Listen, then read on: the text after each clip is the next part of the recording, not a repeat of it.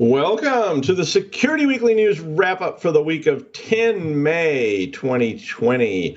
Yet another month that time will hopefully forget someday. Show news, Bunny Lebowski's toes, stamina, RAMSAY, and the top 10 vulnerabilities currently cited by US-Cert. All this and more on the Security Weekly News wrap-up. This is Security Weekly. For security professionals, by security professionals. We interrupt our program to bring you this important message. It's the show that keeps you up to date on the latest security news twice a week. Your trusted source for accurate security information and expert analysis. It's time for Security Weekly News.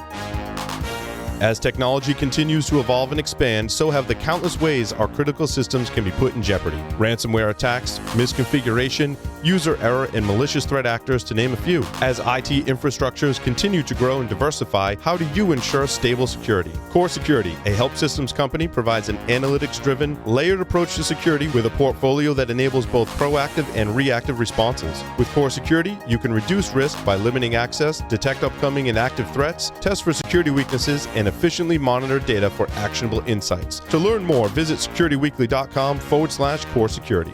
The question is simple. Have any of the systems on my network been compromised? The answer is harder than it should be. Enter AI Hunter. Active Countermeasures has automated and streamlined techniques used by the best pen testers and threat hunters in the industry to create AI Hunter, a network threat hunting solution that does the first pass of a hunt for you to identify systems that are most likely to be compromised and scores the results on a scale from 0 to 100. You can then research those systems in depth with AI Hunter. Focus your valuable time on the systems that need your expertise with AI Hunter. Sign up for a personal demo today at securityweekly.com/ACM.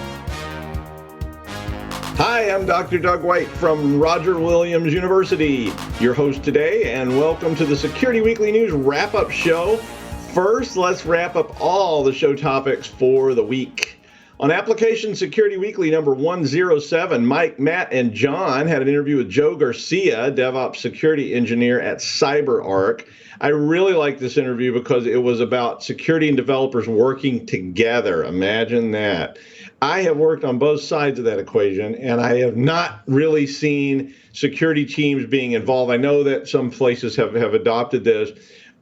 But if you want to get better apps, you want to get better development, you should get your security teams involved and make them part of the team, not just like, okay, what are you guys going to do to hurt us today? So stop competing, stop being in silos. And so I thought this was a really good and timely discussion. On Business Security Weekly number 173, Paul, Jason, and Matt interviewed Dr. Mike Lloyd, the CTO of Red Seal. The topic was lessons for cybersecurity from a pandemic. So, kind of a timely topic. And Mike, if you've never seen him on there before, is a PhD, and listen to this, he's a PhD in stochastic epidemic modeling. Among other things that he does, and he's a really smart guy. So this is another timely and exciting thing to tune into. On Enterprise Security Weekly number 183, John, Matt, and Paul had an interview with George Bellefontaine, who is the manager of vulnerability management at Toyota Financial. George was on to talk about Qualys VMDR from a customer perspective. So interesting time to hear about that from an actual customer of that product.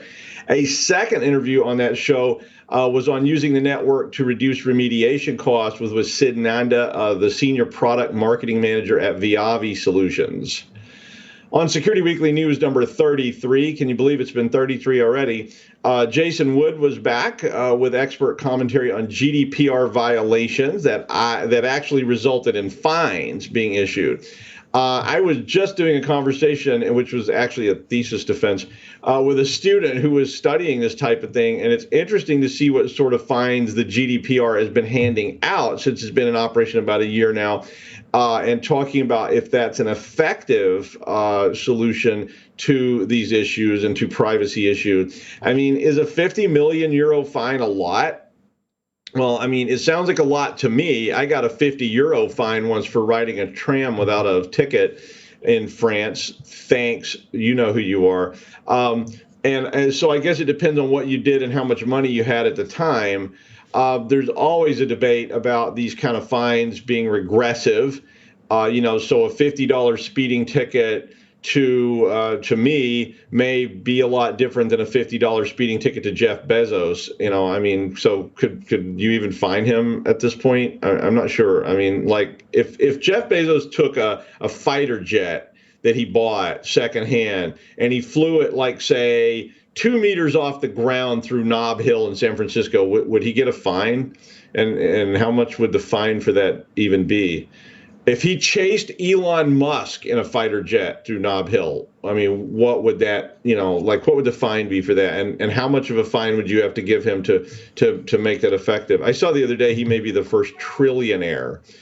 On Security and Compliance Weekly number 28, Jeff, Matt, Josh, and Scott had an interview with Jake Williams, the principal consultant at Rendition InfoSec, and that was titled, What Does Security Really Mean?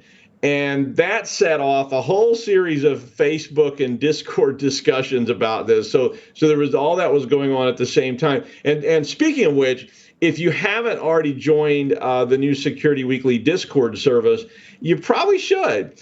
It's fun to chat with the hosts and other viewers during the shows. Last night on Security Weekly, there was a lot of lively discussion going on the show and on the Discord server at the same time as the show. So if you want to talk to hosts and other viewers during the shows or whenever you want to talk to them, it's definitely a lot of fun and it's free. So you should certainly consider going to sign up.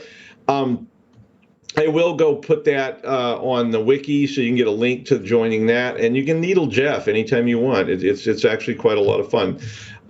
So why not? That of course led then to a second segment on the show called Part 2 of the security, of what is security really. So there was a lot of conversation about that in both venues. On Paul's Security Weekly, episode 651 last night. Wow, 651 episodes of that show already. I did hear if you have more than 750 episodes recorded, you get a free liver transplant. So hang in there, Paul. Only 99 more episodes to go.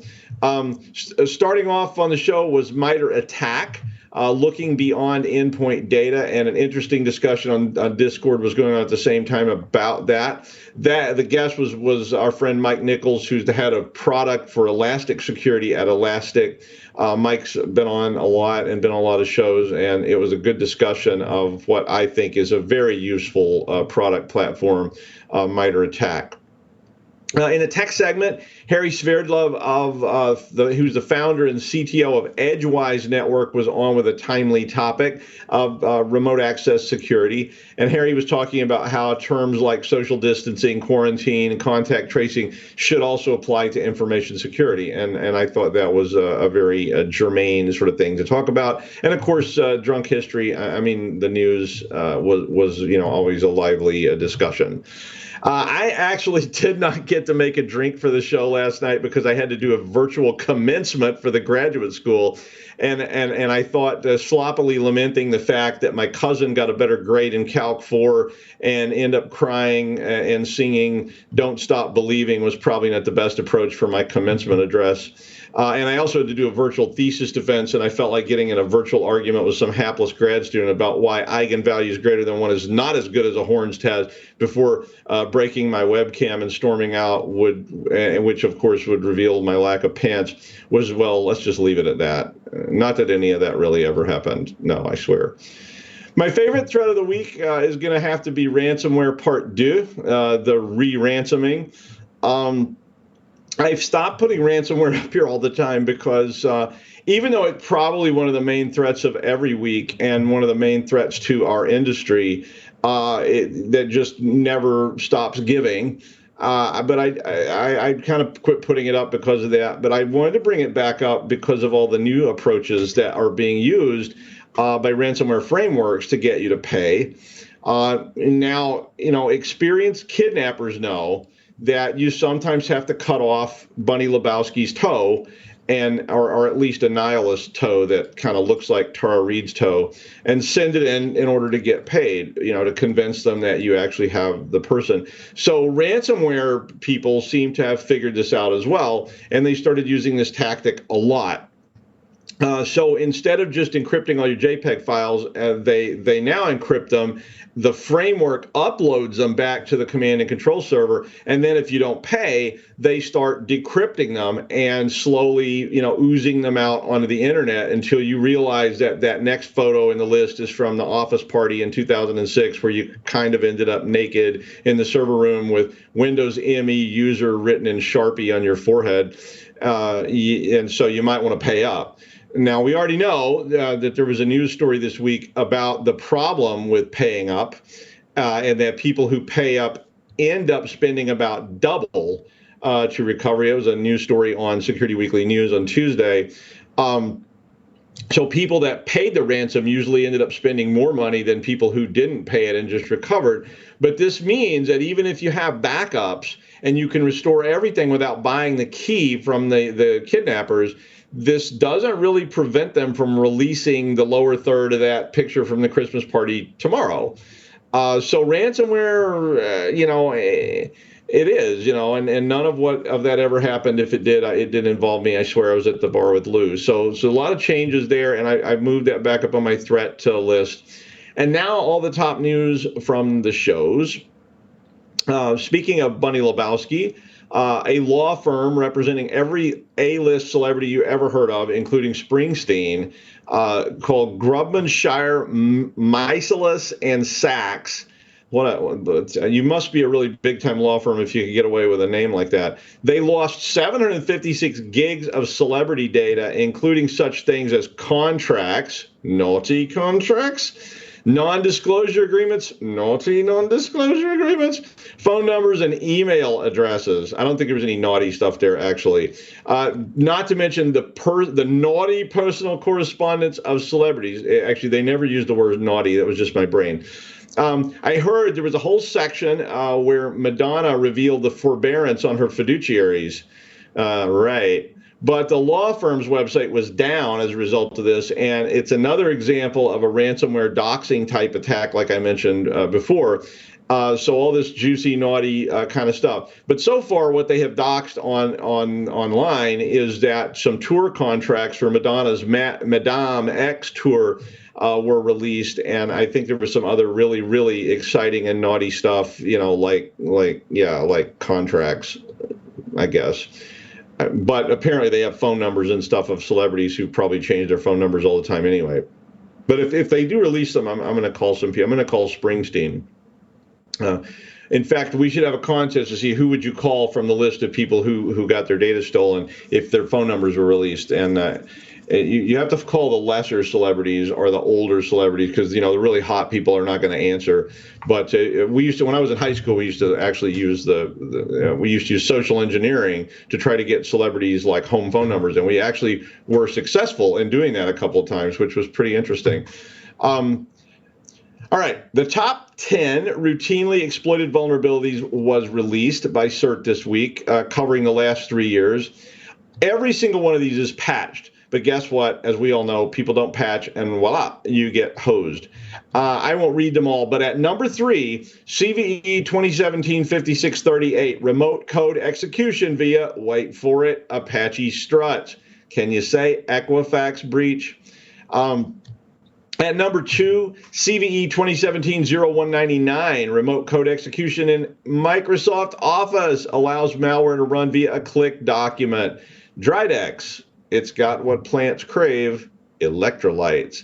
And finally, at number 1 with a bullet, CVE 2017-11882, remote code execution in Microsoft Office products due to a bug in Office dating all the way back to Microsoft Equation Editor in the year 2000, before some of you were born.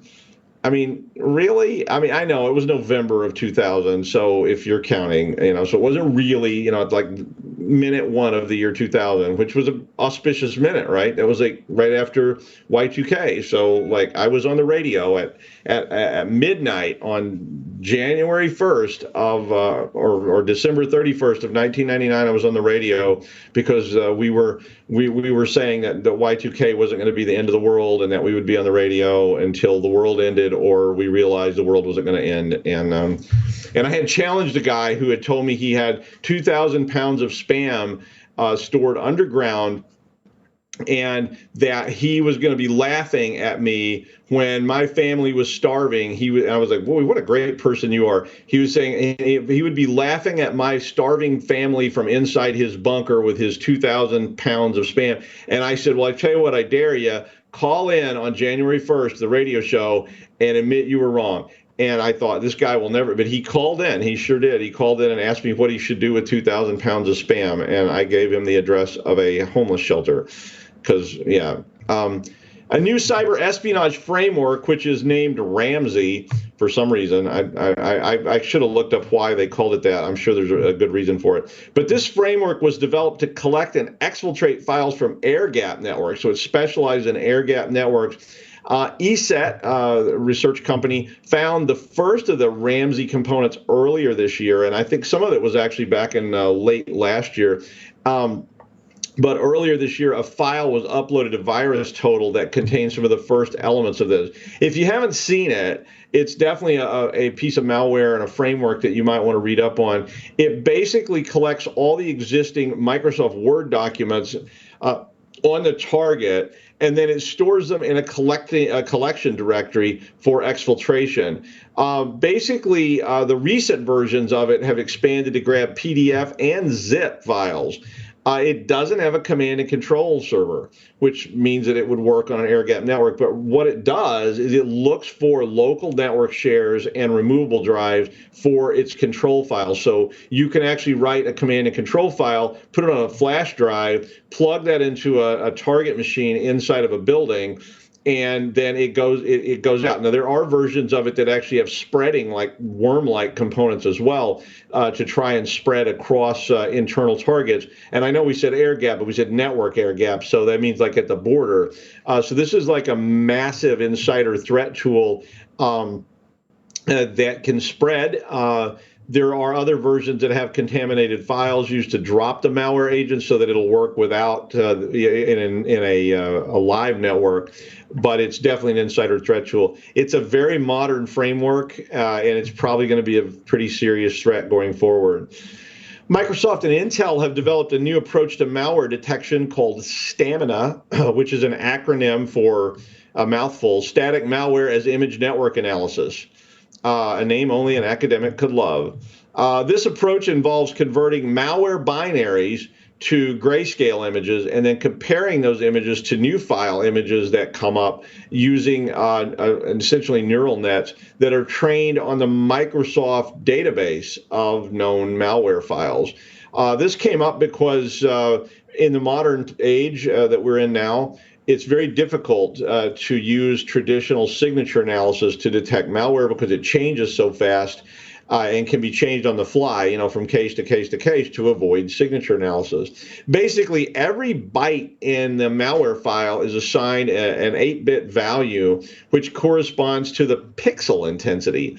So from 0 to 255, and then they convert the pixel stream into a two-dimensional image and resize that image so that this machine learning algorithm can look at it and sort of learn what it looks like.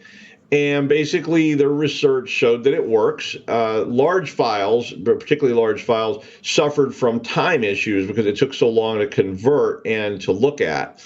Just like a human would do that. But the test results in the academic paper showed a 99.07% accuracy rate with only about 2.58% false positives. So wow, that's a pretty interesting tool that may well be something pretty serious going forward. F-Secure published an advisory on 30 April about CVE 2020-11-651 and 11-652, which are SALT vulnerabilities. So if you don't know, you probably do. SALT is an open source Python framework that is very, very popular. Over the last weekend, however, reports of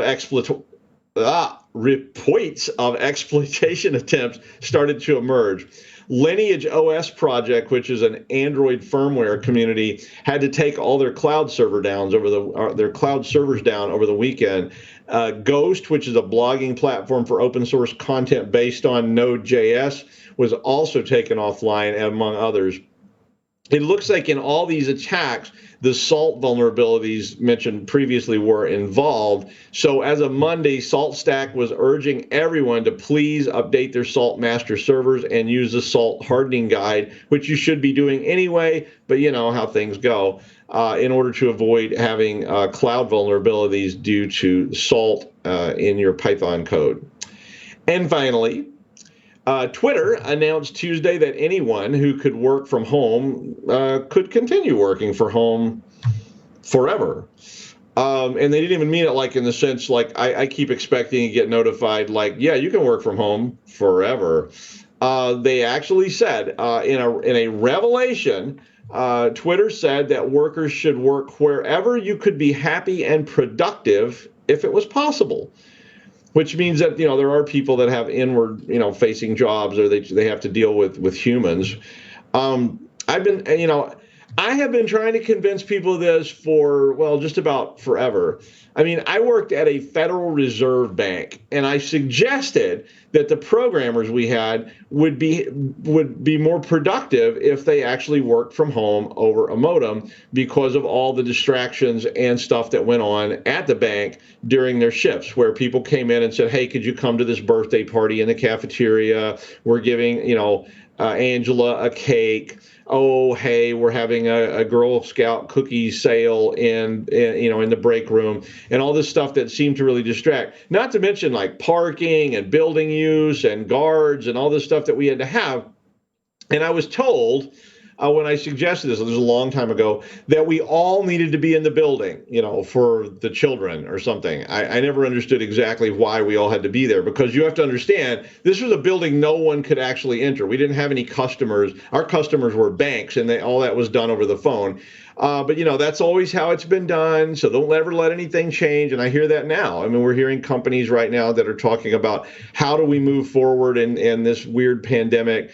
And of course, you hear that immediately, we got to get everything back to the way it was as soon as possible. So maybe some good will come of the pandemic or not. I don't know. I mean, so far, it's pretty much been all bad news. But, you know, maybe we can find some little thread, glimmer of goodwill inside of the pandemic.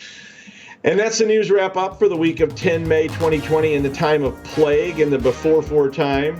Please wear a mask. Get a cool one from my friend Claire if you want one. I put a link to her mask site. She donates one to people in New York City if she sells one. My mother is old. I said this before. I said it last week. I'm going to say it again. My mother's still old, and she's still at risk, and that's why you're wearing it, not to inconvenience you. I'm Doug White from the RD Online Cybersecurity Program at Roger Williams University. I'll see you next week on the network that never shuts down or sleeps, Security Weekly. Read the science and stay safe.